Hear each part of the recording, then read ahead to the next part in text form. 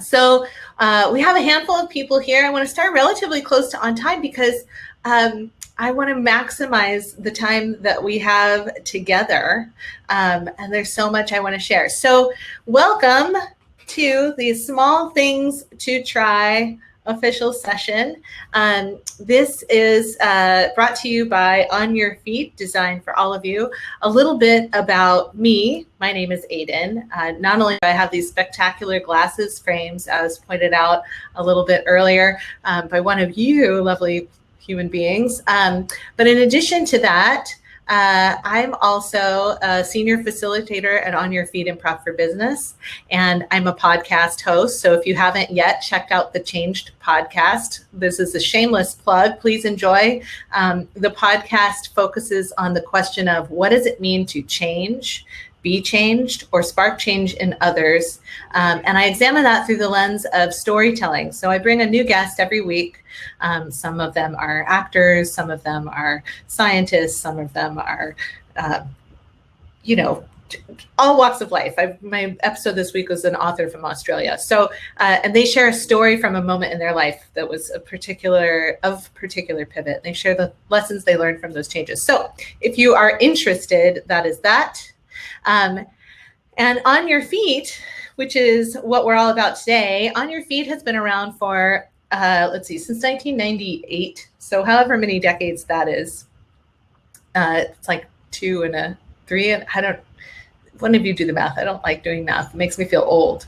But our mission is to have less fear, more joy, better results for the clients that we work with. And we've been working with clients like Nike and Disney and Intel and Uber. We've been working with these companies since 1998 to do exactly that.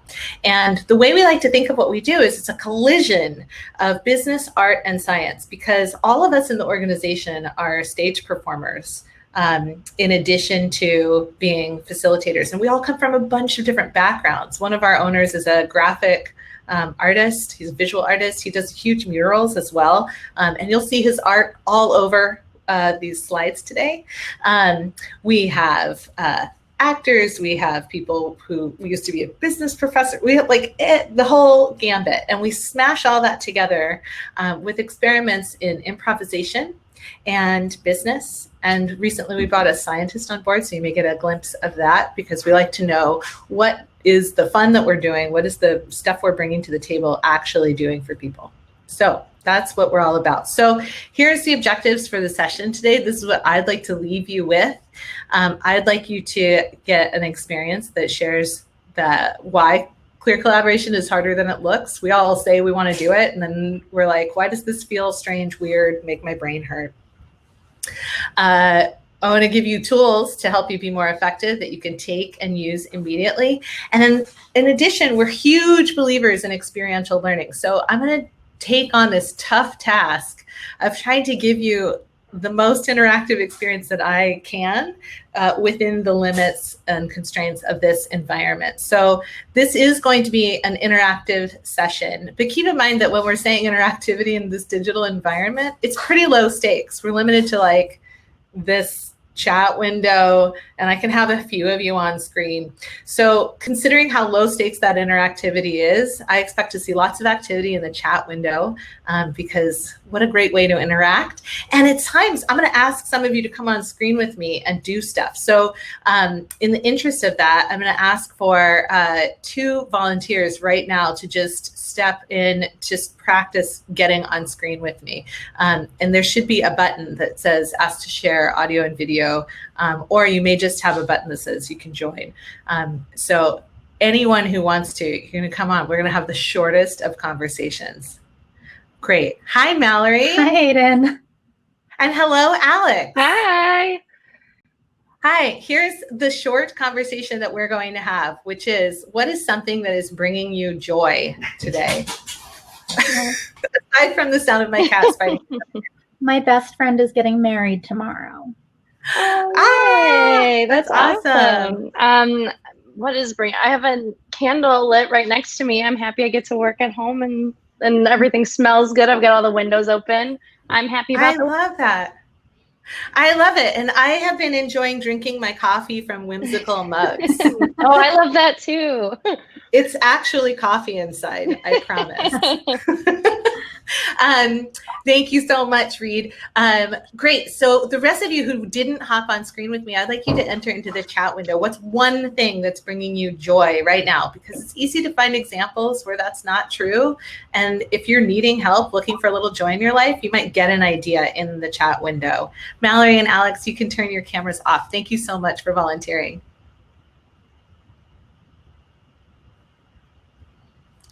A breakfast picnic? I love that idea. Fall decorations are popping. Nice. Yes, who says we can't have a beautiful environment in the midst of everything else? I love that idea. One of the things that I do to bring myself just a little bit of joy is I put myself together. Hi, Reed. Hi, I'm enjoying Gatorade today. Feeling a little awesome. I love it. Nice meeting you. Nice to meet you. I love your glasses. Thanks. Awesome. Oh, selecting tea that matches my mood. That's a nice one. Love getting a chance to work from home. I do too, Caitlin. I do too. All right. So our first experience is going to be a kind of a quiet, low touch experience, which you guys are game to get on camera, which excites me, but we'll get there because here's what you're going to do. On a piece of paper, you're going to write these 5 things down. And I always keep a notebook near me. I hope that you have paper accessible. If you don't have paper, maybe you can find a napkin from the before times when to-go was like super normal. Anyway, you're going to write these 5 things down, or you could pull up a notepad in your computer. And here's what you're going to do. Next to each one of these items, you're going to write a percentage. So here's the scenario. Imagine someone that you like is inviting you to a party. So this isn't someone that you're like, oh my God, I can't stand to be in the room with them. This is someone you actually like. And they invite you to come to a party at their house. And assuming that partying at a house is totally safe and healthy. And if you want to place this in your imaginations in 2019, that would be fine. But here's what you're going to write down. So if you were to say, yes, I'll definitely be there, what percentage of likelihood from 0%, meaning not likely at all, to 100%, what's the percentage of likelihood that you'll actually be at that party? So yes, I'll definitely be there means what? And the same for I'm not sure. Does that mean 0%? I'm definitely not going to be there. 70%, maybe I'm going to be there. 100%, I'm definitely going to be there. That sounds good. Maybe I'll probably be there. So you're going to do that for all 5 of these. Just write down your number. And I'm going to do my very best to be quiet for like a whole minute so that you can do that. And when you're done, just type the word done in the chat window so that I know everybody has done that.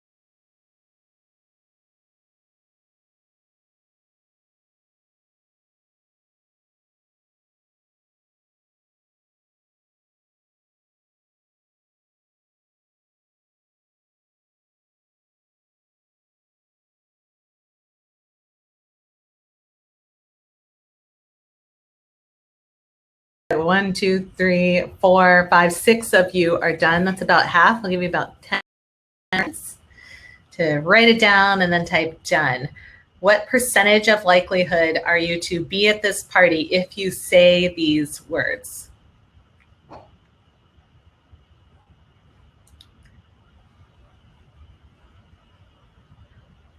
Okay, here we go.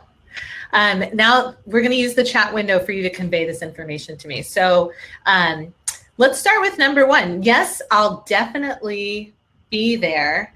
Let's see if you go ahead and type the percentage, and I'm going to take notes on this. 95%, 95. Does anybody have lower than 95? Higher, we've got 100%.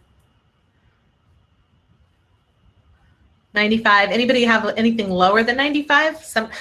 I did this at an event at Nike, and I kid you not, somebody said 0%. So the bar is for, you know, but it looks like from here we've got 100 to 95 on number one. Okay, number two, I'm not sure. What percent, everybody type what percent you wrote down for that. 50%, okay. 30%, 20%, anything higher than 50%. We got a 70, 25. So it looks like our spread. Anybody else want to get your numbers in there? Looks like we have a spread of 70 to 25 on number two. Okay, number three. That sounds good. We're at number three. That sounds good. What are your percents? We got 85, 65, 100. We've got 100. Okay, 50. Anything lower than 50? 80. 50, the bottom of the, all right. So we've got 100 to, 35. I feel like an auctioneer. 100, 80, 85, 80, 60, 60. We got 60, 35, 20 to 20. Do we have anything lower than 20, 20, 20 and sold? Okay, so we've got on number three, that sounds good from 100 to 20. Four, maybe, what's maybe mean to you? 10. Okay, 10's pretty low. Anybody lower than 10? Got 70. Anybody higher than 70?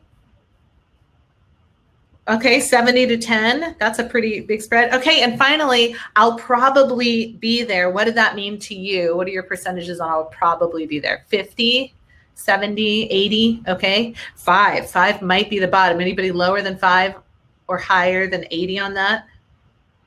Okay, great. Okay, so here's my exciting handwriting, totally legible. Everybody see that? Here, I'll make myself a little bigger.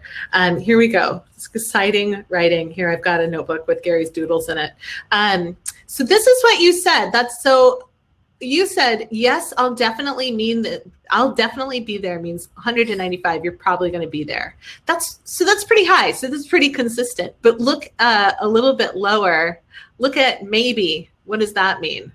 Or that sounds good. I think that one's really interesting. That sounds good. For some of you, that means, yes, I'll definitely be there. And for some of you, that means I'm probably not going to show up. Maybe means I'm almost definitely. I like I'll probably be there. Number 5, I'll probably be there means anything from I'll probably be there in reality or I'll probably not be there. Really amazing. So first of all, what is happening there? Would anyone like to pop on their camera and just chat with me a little bit about what you think is going on?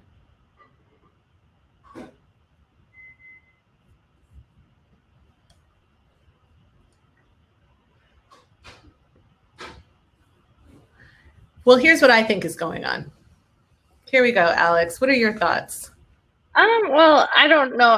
I'm not sure what's going on, but I just think it's interesting that people have a different way of interpreting the things that they might say. Because Reed and I are coworkers, and if she told me she's probably gonna come over, I would totally assume she's coming over. But now I see that might not be the case. And also with myself, I put 95% for yes, I'll definitely be there, when I feel like it should obviously be 100% because I'm saying I'm.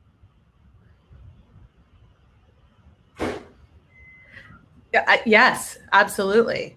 Yeah, I think that's really important. Susanna, you popped on. You had some thoughts as well. Yeah. Just for what's going on with me, I get very anxious about direct communication, especially if I have to say no. So maybe is my way of saying no, because saying no is too uncomfortable for me. So yeah. Yeah, that's interesting. And we're going to talk about politeness. And Karen, you said words matter, but the irony here is words are super slippery, right? Mallory, what are your thoughts? So yeah, I agree. I think words matter. And so when I think of something like probably or I'll definitely be there, I'll most likely be there. But something like sounds good is my polite way of being like, I'm acknowledging that this is a thing, but it doesn't necessarily mean I'll be there. So I think that was my lowest percentage, or I'm not sure why. That's kind of my soft no. Thank you, Mallory. Yeah, so I think these are really interesting observations. And to me, what's important to take away from this experience is while words matter and we all focus, and we'll even focus here a little bit on conciseness in some ways around clarity. Well, we'll see, we may or may not. But we focus on conciseness and clarity and efficiency of time quite a lot. But what is also happening is our brain's making choices.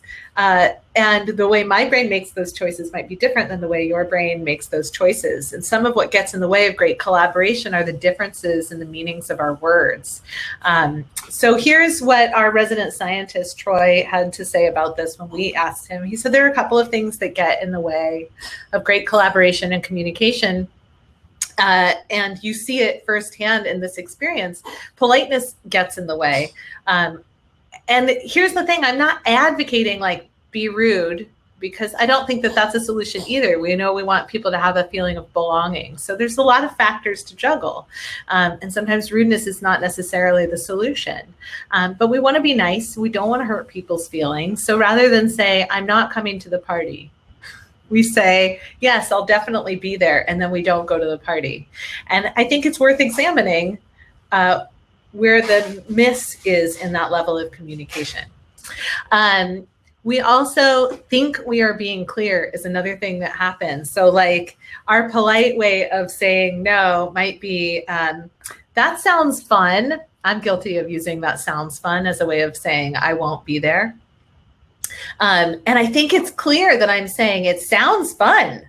I totally think your idea is great, but I'm taking zero action on it. And what would be much more clear would be to say, no, I'm not coming to your party. That sounds fun. And no, I'm not coming to your party, or, whatever. There's probably a way to be direct. Yeah. And finally, unclear norms. So in a collaboration environment, we come across this a lot, actually. We were facilitating this experience for a different team at Nike. And we had a guy go through this experience and go through an experience called Tappers and Listeners, which we unfortunately won't have time to do today, but I want you to look it up, which is why I've included it in the slide deck. If you Google Tappers and Listeners, you'll get a Harvard Business Review article about this study at Stanford, and it's fascinating work. But so we did these two experiences, and this guy stands up and he goes, hi, I've been here for 5 years, and it's probably time that you know that when you talk, I have no idea what you mean. Like there's too many acronyms and there's too much language that is confusing. And I literally don't know what anybody's talking about 50% of the time I'm here. And there was this huge confession. It got a big laugh in the room. And then other people started standing up and being like, yeah, what are we talking about anyway? So thinking about jargon is another way that this shows up. Jargon isn't a great way to collaborate because it leads to unclear takeaways. Are there any other thoughts in response to why collaboration is hard that you want to share? You can type it in the chat window, or if you want to pop on screen, I'm fine with that as well.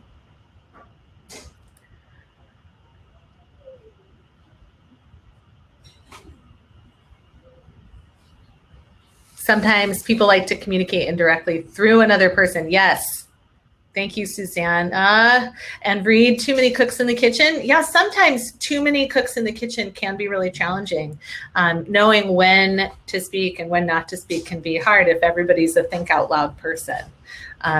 Absolutely. And there is that collaboration premium where, and we'll talk about that, where it's like at some point, having everybody's ideas equally valuable means whose turn is it to choose, right? Christina shares just plain fatigue. You're right, Christina. It does take energy to collaborate with people. it's easier to disappear internally, particularly for those of us, and I'll lump myself into this category, who need quiet internal time to process and make choices.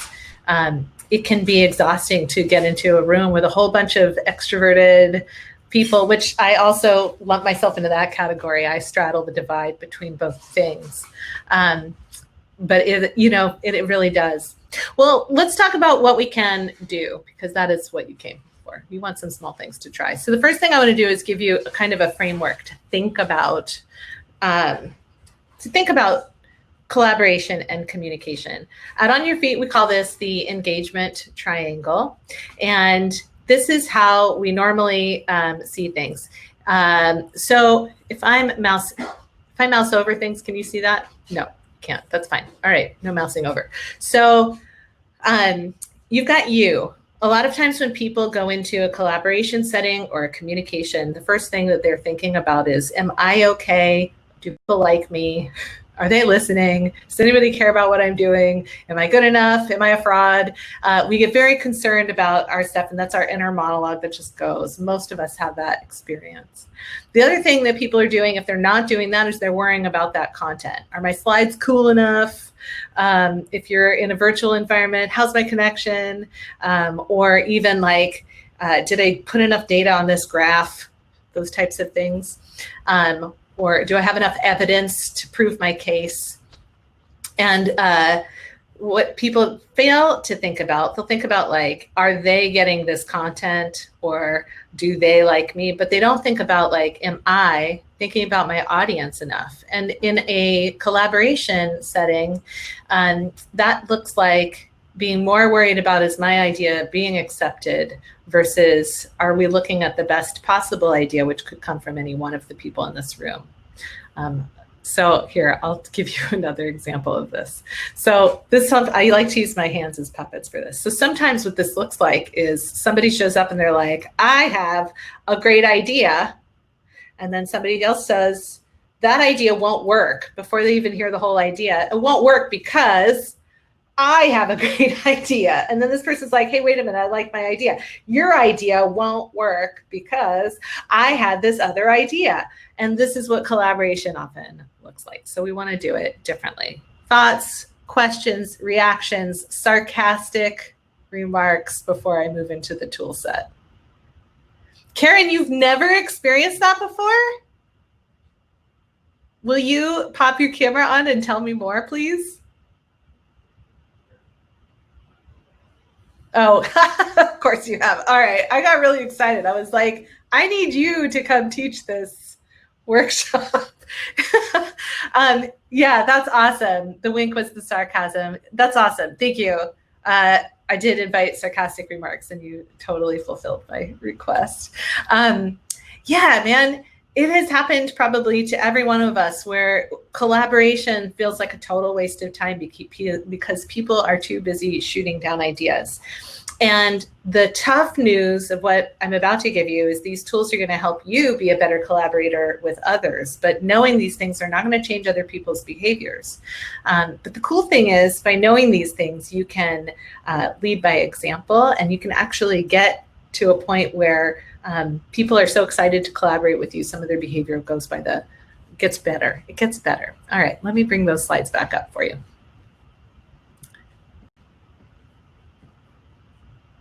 Okay, so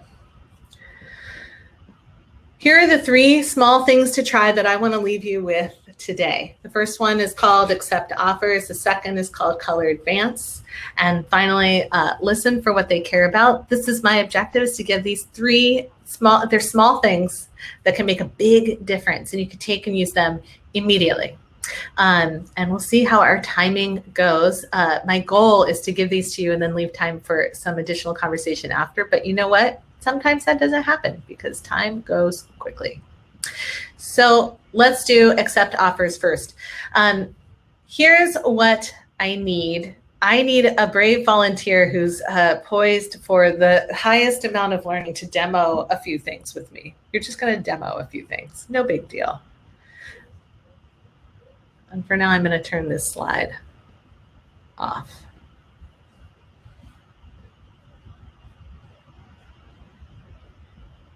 As I'm waiting for someone to pop their screen on, Mallory said it's like bad listening habits of thinking about your response before someone else finishes talking. Yes, Mallory, we're going to get into some other options. Hi, Karen. Thank you for volunteering. How are you feeling volunteering for something that you don't know what it's going to be? Vulnerable, so thank you. Well, I really appreciate your vulnerability. So I mentioned I come from a background of improv theater, and we're about to improvise together. But lucky for you, your role is simple. You're just going to say the same thing each time for each scenario. It's just that simple. Okay, so here's your line. Your line is, let's paint the office blue. We're going to imagine a world in which we work in a shared office environment in person. That's the imaginary world we're going to be in. Can I hear you deliver that line? Let's paint the office blue. Let's paint the office blue. Perfect. That's awesome. You're going to do that each time. Okay, so for our first magic trick, I will be enrolled as somebody in your office. And action. Let's paint the office blue. Sure. No, let's paint the office blue. Fine. Well, I'm glad you agree. Let's paint the office blue. Yeah. Okay, great. Well, I'll stop it right there. You did perfectly. You kept going, and I love that. Okay, great. For our second version of this same conversation, you're going to have the same line, but my behavior will be different. And I want everyone else to be observing what are the differences between these three takes on the same conversation. So that was take one. Take two. Let's paint the office blue. No. Oh, well, I'm thinking we should paint the office blue. No, and you're crazy. Let's paint the office blue. We don't even have an office anymore. Let's paint the office blue. I hate blue. Okay, that's great. We'll stop there. So that was take two. You're doing great, Karen. You're amazing. All right, take three and action. Let's paint the office blue. That sounds fun. I'll go get the paint. Let's paint the office blue. Here's the thing about the office is Jake can't stand the color blue, but I'm down for painting the office. I hear he likes yellow. You want to paint the office yellow? Well, let's paint the office blue. You know what? Let's talk to Jake about it. All right, let's stop right there. That was awesome. Karen, you did a fantastic job. Let's talk about the differences between these conversations. So take one, take two, and take three. What did you observe from the inside that felt different to you? Me personally? Yeah. Well, a couple of them, it just felt like I was backed into a corner and there was no engagement and problem solving to get to an answer that would be a point we could work from, especially it's like, what do I do with that? Yeah, totally. So I'm going to bring these slides back because I have some details on what you just experienced, and you're welcome. Big round of applause for Karen's volunteering. Thank you for doing that. I was going to end that sentence with you're welcome to go off camera, but you got it before I said it. That was great. All right, so here's what that first conversation was. We call it acquiescing, and you heard me say yeah, sure. I might have even said whatever, but it's always an answer in the affirmative. And sometimes this comes from a place of politeness. Some people say yes, and what they wish they were saying was no, but they're being polite. We just saw this in party language, right? And what this is one-way dialogue. You heard Karen say she felt backed into a corner because there wasn't any participation or addition. So sometimes a yes answer isn't the best answer because it's not really complete. We call that acquiescing.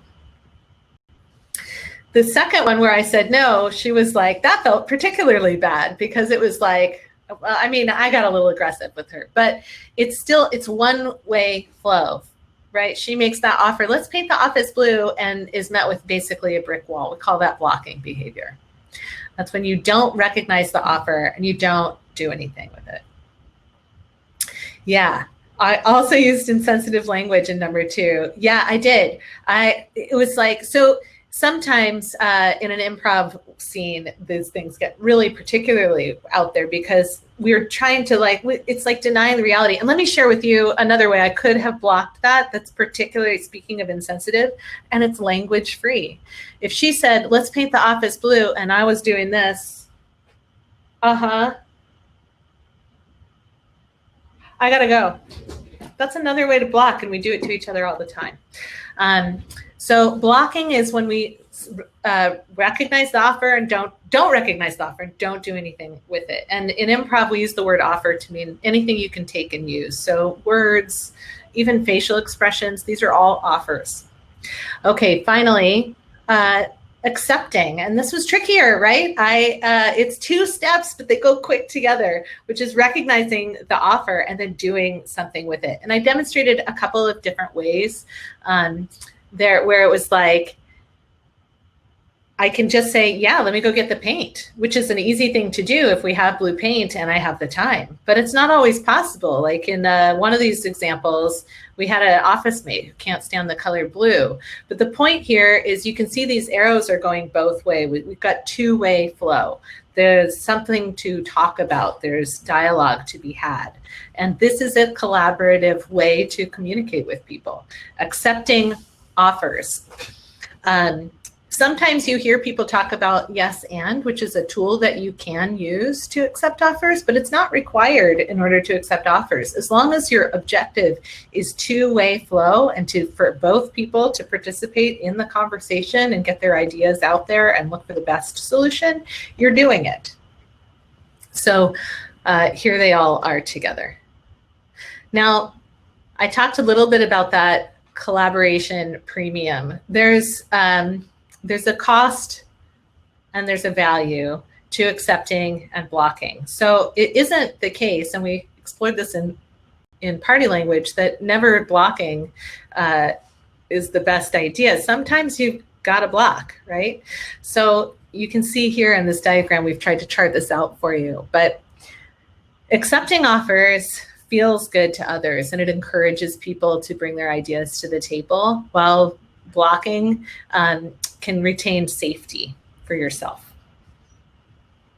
Another example Karen shared, if you like paint but not sure about blue, ask for more info on why they like the blue and look for, yes, that's great, Karen, thank you. Look for a way to re-problem solve rather than going with the answer. Yes, and when we get to the listening technique at the end, you'll get something that helps with that. Because it is totally the case that we'll often jump to like, oh, you must really care about blue or whatever. But if you take the time to ask questions, you can find out what's really behind that offer, and then you can find a great solution together. But that's the thing, is accepting offers does require effort and takes time, right? You've got to let go of your agenda and get really curious about each other. And that's on that bottom left cost corner. And there's a cost to blocking behavior, which is that it's negative energy and it stops flow so that there aren't any more ideas. If I just say no, then we're not even having a conversation about paint. It feels bad. So here's the science of blocking behavior. If you act blocky towards people, they typically act blocky back. It erodes the crucial elements of human well-being and motivation in self-determination theory, which you can look up and read more about. Are there reactions to this idea that you'd like to share as you're reading through the remainder of this slide? You can share them in the chat window, or you're welcome to pop on and let's talk about it.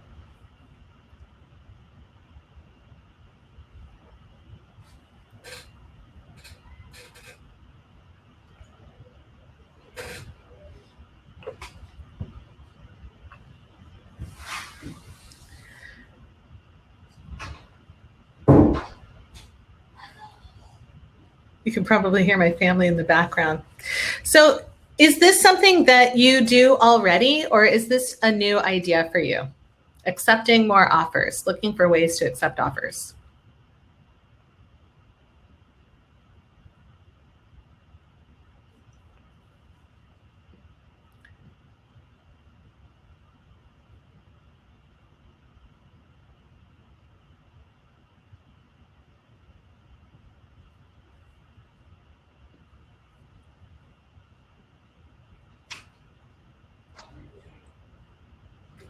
Hello again. Hi, Susanna. I see Christina said, always feel like trying to figure out a nice way of blocking. Yeah, that's interesting. Sometimes if I think you have to block, sometimes just being really direct about it is better, but it might be good to ask yourself first, do I actually need to block this, or can I explore it first? For example, if somebody's like, can I get Thursday off? And there's a good reason for them not to get Thursday off because you don't have the ability to reschedule that thing. You can still get curious about it, which is what Karen was sharing. Get curious. Well, tell me what's going on Thursday, what's happening, what are the needs and issues? Can you address those on Tuesday? Because I could easily give you Tuesday off. Thursday is more challenging. Okay, Susanna, you jumped on. What are your thoughts? I did. I do try to accept offers, I think, and I come from a teaching background too, so I always wanted to encourage, like, anytime someone engaged with me, I want to give them positive reinforcement for doing that. Yeah. And then, yeah, if I can't accept the offer, talking about blocking nicely, I just try to, if I can even accept, like, just that they were willing to engage with me, or that they had an idea, like, even though I'm rejecting their idea, if I can somehow accept, like, I'm not saying this very well, accept their engagement and encourage that. I would try to do that, but it's really hard to block nicely. It is. I agree. Sometimes I think being direct might actually be the nicest choice. Thank you for sharing that. So, and then sometimes there's a way to be direct and be kind, right? To say no. I'm trying to remember the name of the Stephen Covey talks about the emotional bank account. And every time you say yes to people's ideas, that's like putting a deposit into that bank account of the relationship. And every time you block people's ideas, that's making a withdrawal. So sometimes you got to make a withdrawal from your bank account. Sometimes you make deposits into your bank account. That's how bank accounts work. And relationships are the same way.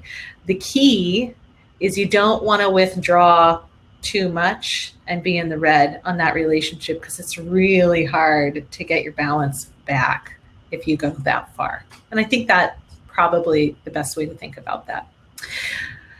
Any other thoughts, questions, reactions to this idea of accepting more offers? Are there places where you think that you could do this more?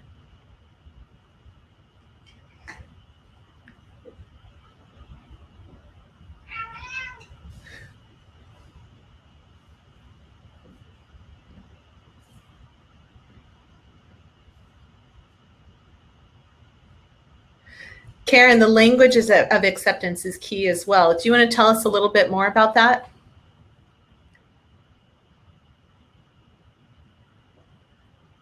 I can't type fast enough. Sorry.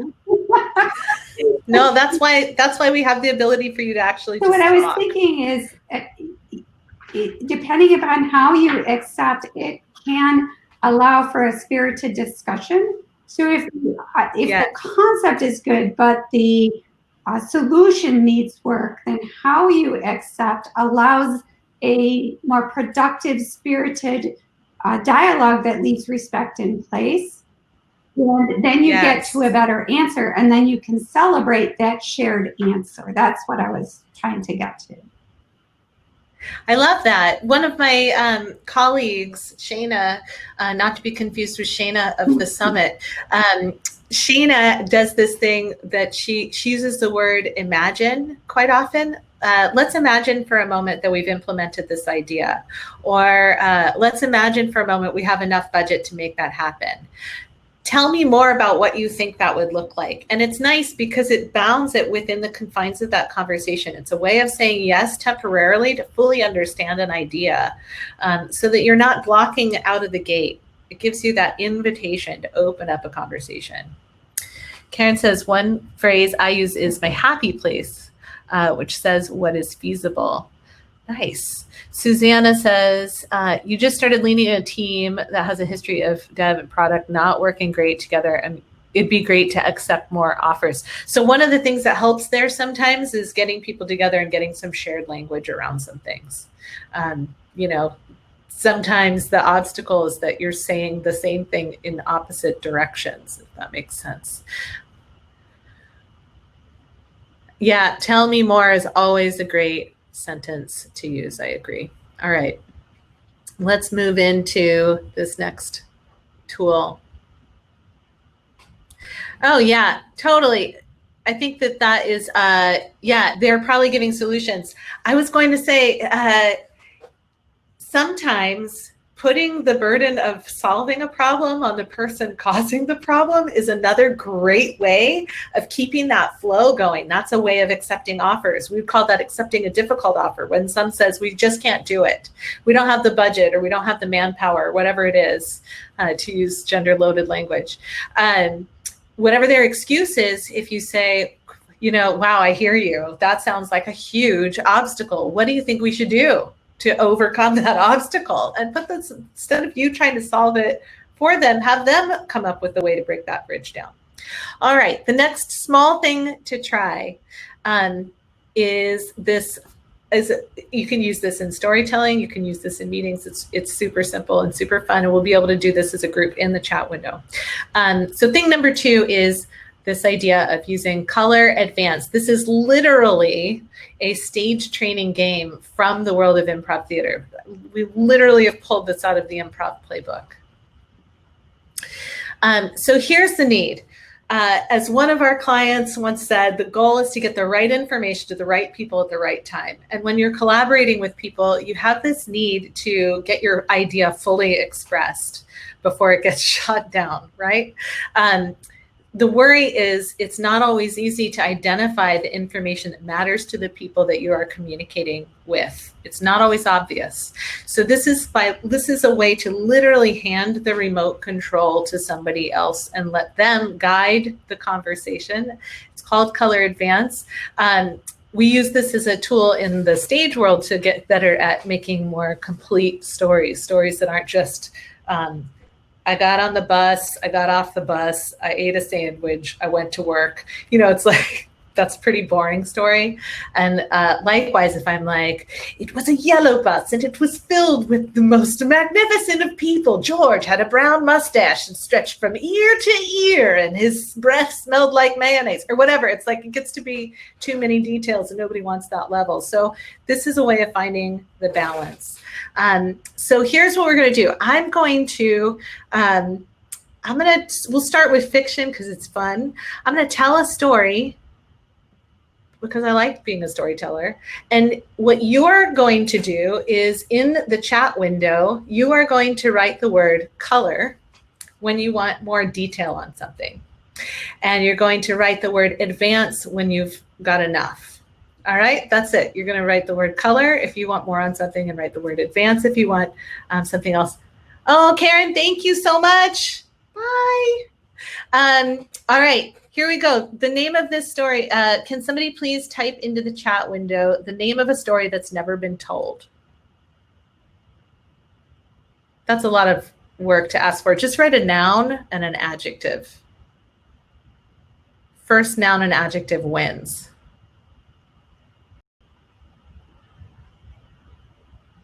Facetious Purple Unicorn. Thank you. The Facetious Purple Unicorn will be the name of this story. And we'll see if I even remember what facetious means. It's great. Here we go. So again, you're going to write the word advance when you're ready for me to keep going and move past something, and write color if you want to know about more detail. Okay, so Piper was a purple unicorn with an attitude problem. Every day, Piper, the purple unicorn, would go eat breakfast and then leave to go. Okay, great. The Purple Unicorn's breakfast was a mix of sparkle pancakes and rainbow syrup covered in a dense, fluffy cloud of cotton sugar and dreams. Great. And after eating that breakfast, the Purple Unicorn would be totally ready for the day and take off, but had this terrible attitude. And all along the way was like, this thing sucks, that thing sucks, this thing sucks. Okay, great.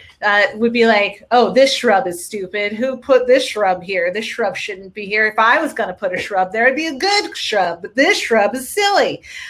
Great. So this terrible attitude. Okay, I'm going to stop here in this just because of timing. You guys get the idea, yes? So, you can imagine a world in which this unicorn is taught a valuable lesson. But you can see how just I shifted and changed as a result of what you gave me there. I'm going to play this video, which here, let me ask you, would you like to watch this video? Type color, which tells you a little bit more about color advance, or would you like to move on to the next thing, in which case you're going to write advance? You get to vote. You're going to color advance the presentation at this point.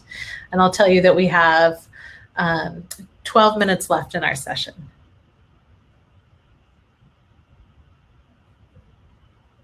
Okay, great. I see one vote for color. Color, great. I'm going to play this video.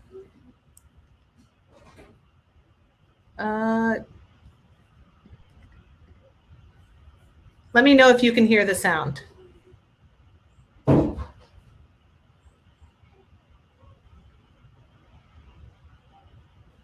Okay, I'm on it.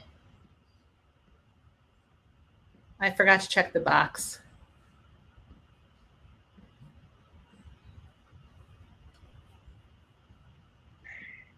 Providing the right level of detail is important. And one of the things that's hard to know is what's the right level of detail. But the idea that having other people help you figure that out can be useful. So instead of just having slides and I have this presentation, I'm going to go through it, getting your audience, your colleagues to help you figure out, when to go deeper, when you're talking about something that everybody already knows. This idea of balancing those two elements. I think some people aren't as familiar with color advance. Can you explain one kind of cool way that you've done it in a live section? And then you can talk about how, depending upon your team, how playful you'd want to make that on Zoom. Sure. So we taught this tool to a team a number of years ago in the UK, and they then told us what they did with it. Their leader had been out on maternity leave. And again, color advance is to ask for color when you want more detail, and to say advance when you want people to move on. So they had played this. This woman was coming back from maternity leave. They empowered her in this role to ask for color or to say advance when she wanted it. And they set up a day-long catch-up on what you've missed session. But before they did, they said, you're the director, so let us know when you want color and advance. She started doing this, and they started telling her about what had happened in the time that she'd been gone. Now, she had heard some of this through the grapevine. She'd had some conversations with people. She knew some of this. So when it got to those places, she was advanced. There was other things that she was really curious about that they thought she knew about, and she asked for color then. The long story is, or the short story rather, is that this 8-hour meeting took an hour and a half. So it was a way to save a huge amount of collective time using this tool. All right. That is the tool of color advance. It's just this simple. The trick to using this in meetings is you've got to let people know how to play. Without, if they haven't been through training or seen this in action, they won't be able to use it. But you can simply say, I'd like to try something different. Here's how it works. And if it makes you more comfortable to do it in this way, you can always time bind it. Let's try this for a few minutes and see how it's working for us. If we like it, we'll keep going. So that's color advance. If you would like further color, I can do that, but we would then have a choice. because I have the next tool ready to give to you and we have limited time. So it's up to you. Do you want more color on Color Advance, or would you like to advance? All right, we're gonna advance. I love it. Advance, advance, advance. We're gonna advance to this. This is a very simple idea, but I think that it's helpful to have a specific way to do this. This next tool is called Listen for What They Care About. And the reason we think this matters is we have learned that the psychology, the brain science around feeling excluded has a similar function in the body. Hi, I'm sorry, I don't mean to exclude you, my cat. Is the same as being hated, and it feels in the body like pain. And here's the thing about asking people to bring their best selves to work when they don't feel valued or like they belong. It's hard to do that, because how do you multitask when you're worried about your safety in the collective? So here is what you can do. You can, we're gonna do this. I need one brave volunteer to be in the greatest position for the highest level of learning, to pop on screen like the brave Karen did for the previous experiences. Hi, Alex. Welcome. Thank you. I think you're gonna like I hope this so. because and if you don't, you let me know. Okay? I am totally open to that. So what I'm doing right now is I'm getting my timer ready. I'm looking down because I've got my phone, but I'm setting my timer for 60 seconds. Here's what you're going to get to do. I'm going to do the magic part of it. You're going to get to just choose something that drives you bonkers and rant about it for 60 uninterrupted seconds. Okay. Should I just go? I know, fun, yeah. right? Yeah. Yeah, you're like, I already have 7. I'm not sure which one to choose. So here, let me help. Let's take it out of the workplace for now, just because it's more fun that way to just make it sort of benign and really go to town. So I'll just pull a couple of random examples. Maybe you're thinking about like the way your partner loads the dishwasher. That's exactly wrong. what I was thinking of. Well, not the dishwasher, but just like dirty dishes in general. Yeah, totally. Or maybe you're thinking about like, in the before times when you would go to get a latte and the barista would use a metal spoon to hold the steamed milk back because she was pouring it into the cup and it changes the taste. It's just a random example. It's just random. I don't know even where that came from. So, all right. It sounds like you are ready. You've got something. Okay, great. Just tell me when. Ready? Oh, I'm just going to let people know what's happening. So I'm going to be listening for those 60 uninterrupted seconds. And what I'm listening for while Alex is venting is I'm listening for what Alex cares about. That's the message of this tool, right? So so you'll see what that looks like at the end. All right, ready? Go. Okay, so it drives me crazy and I feel bad because my boyfriend's in this apartment and can probably hear me. So it's not really about him, but other roommates too. When you live with another adult and they don't rinse their dishes. Like sometimes people will bring their dishes to the sink and they just kind of put them in the sink without rinsing them and then putting them in a dishwasher. And if you have a dishwasher, I don't understand why you wouldn't just then rinse the dish and then put it in the dishwasher, because you're creating a lot more work for the person that cannot stand having dirty dishes in the sink, which is me. So I just feel like it's wasting my time when I have to then wash someone else's dishes who's totally capable of doing it. And now it's icky and gross because it's been sitting in the sink and it wasn't rinsed off almost immediately. As a loading the dishwasher, that's fine. As long as the dishes are in the dishwasher, I don't care, but I just don't want to have to take care of it because it's not mine and I shouldn't have to.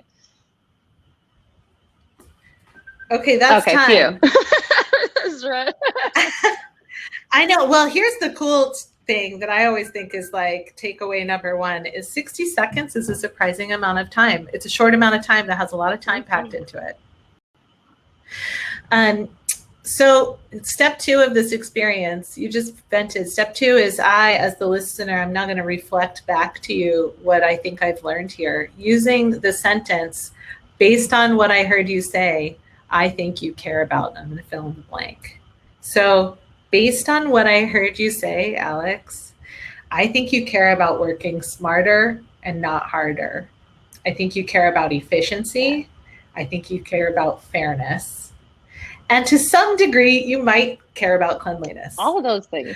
But yeah, but most importantly, I think it's about like smarter, not harder. Like, why make double the work? Totally. Nice job. You nailed me. Yeah, cool. Yeah, awesome. So stay here for a second because I want to ask you about that experience. First of all, based on that experience, how do, and this feels loaded because I'm the facilitator, but so answer honestly, how do you feel about me as a listener? Would you want to bring other things to me? Yeah, totally. I feel heard. And you do feel heard. Cool. That's good. That's a good thing. And this question is for everybody. Like, what is it? What is the difference? This is for you and for everybody. What's different about that? That's a different way to be heard than otherwise. What might happen normally if you were to bring that problem to the table with any conversation? I feel like usually someone would respond and just be like, yeah, that sucks. Yeah, that's annoying. Like, yeah, like they wouldn't dig any deeper than the base level of the problem. Yeah, or defensiveness. I'm seeing people say, yeah, so imagine I'm one of your roommates and you come to me with that. How would I react? Oh, right. Probably just annoyed that I'm bringing it up. Like, it's not that much work. Like, we're all busy. It's not a big deal. If it's not that, yeah, totally. Yeah, or fine, I'll just put it in the dishwasher. Right. Or like, it's like, so there's this thing that happens. Thank you, Alex. No you may rejoin the group. There's this thing that happens, right, when we're listening, which is people listen, just as Mallory brought up at the beginning of this thing, they listen just to fill in the blank for what they think is supposed to be said. We're listening for our turn to talk, right? So sometimes we're listening because we're like, oh, I know what the problem is. I can solve it for you before we know what the full problem is. Sometimes we listen and it's like, oh, I'm so glad you brought up that thing that you're talking about because here's the story about how it's all about me. These are ways that we listen. So that's the key word. Based on what I heard you say, here's what I think you care about. The invitation, because we're about to end in just like 2 minutes here. The invitation is to practice this immediately when you leave this session.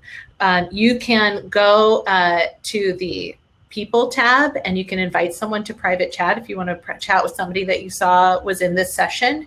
You could call a loved one and say, I just learned something I'd like to practice. But this is relationship building.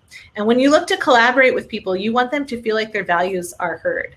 And you could do, it's literally the simplest thing to just wait for 30 seconds and say, tell me more, let me hear the whole idea. And then listen as they are talking for what you think is at the root of that. To Karen's point, it's not about blue paint. What's it really about? You can listen for that, and then you can reflect it back, which is a great way to find out if it's what it's really about. All right, so here's what we did. I can't believe we covered all this territory. We did great.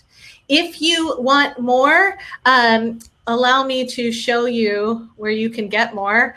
You can visit the On Your Feet website, and you can go to this distributed work tab and you can get the free distributed work toolkit, which is, if we actually go there, I was clicked on it, but you'll see a bunch of stuff there for you, but it's there for you and it's for free. You can listen to my podcast if you're into that by going to thechangedpodcast.com. This is last week's episode. There'll be a new episode tomorrow. I super enjoyed this session. Thank you so very much for your willing and lovely participation. You are all fabulous humans. Enjoy the rest of the summit. I'll be available to answer questions for a couple of minutes.